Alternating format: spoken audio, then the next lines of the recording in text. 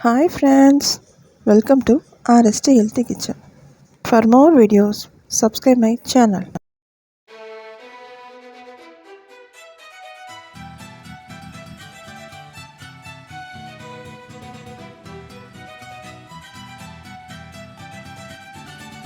Hi friends, இன்றைக்கி பார்க்க போகிற ரெசிபி ரசப்பொடி தான் பார்க்க போகிறோம். நீங்கள் அடுத்த வாட்டி ரசப்பொடி அரைக்கும் போது இது மாதிரி அரைச்சி பாருங்கள், நல்லாயிருக்கும். இதுக்கு நம்ம ஃபஸ்ட்டு எல்லாத்தையும் வறுத்து எடுத்துடலாம்.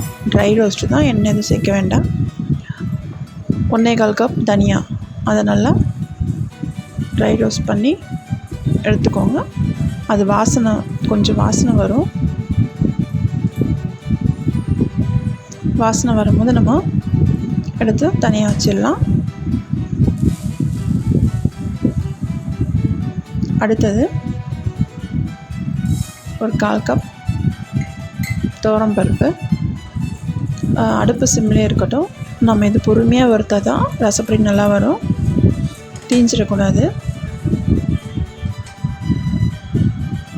இப்போது இதை நம்ம எடுத்து வச்சிடலாம்.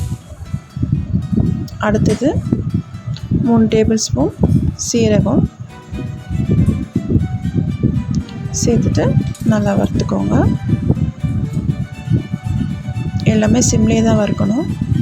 நமக்கே தெரியும், பொரியிற ஸ்டேஜ் வரதுக்கு கொஞ்சம் முன்னாடி நம்ம எடுத்துடலாம்.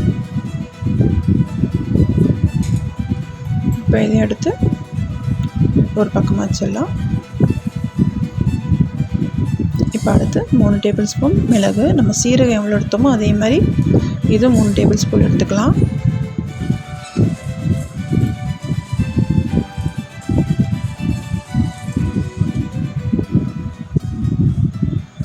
அவ்வளோதான். இதையும் நம்ம இப்போ சேர்த்துக்கலாம். நான் ஒரு 7 டேபிள் ஸ்பூன் வெந்தயம் எடுத்திருக்கேன்.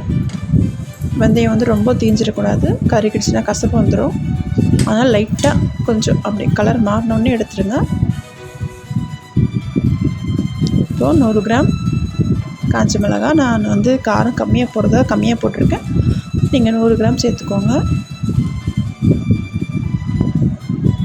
இதையும் லைட்டாக வறுத்துட்டு சேர்த்துக்கலாம். ஏன்னா பாத்திரம் சூடாக இருக்கிறதால டக்குன்னு நமக்கு சீக்கிரமாக வறுபட்டுடும்.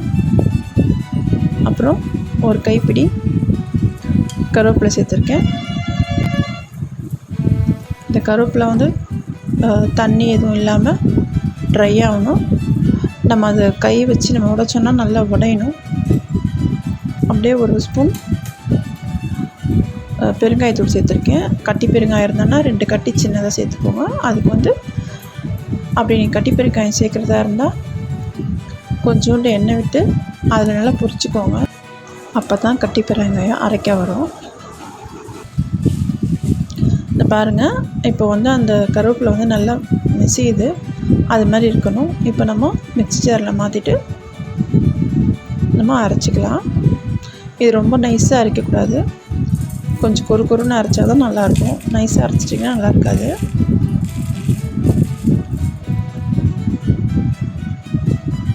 அவ்வளோதான், நம்ம ரசப்பொடி நம்ம வீட்டிலே தயார் பண்ணிக்கலாம். இது மாதிரி வீடியோஸ் உங்களுக்கு வேணும்னா என் சேனலை சப்ஸ்கிரைப் பண்ணுங்கள், லைக் பண்ணுங்கள், ஷேர் பண்ணுங்கள், கமெண்ட் பண்ணுங்கள்.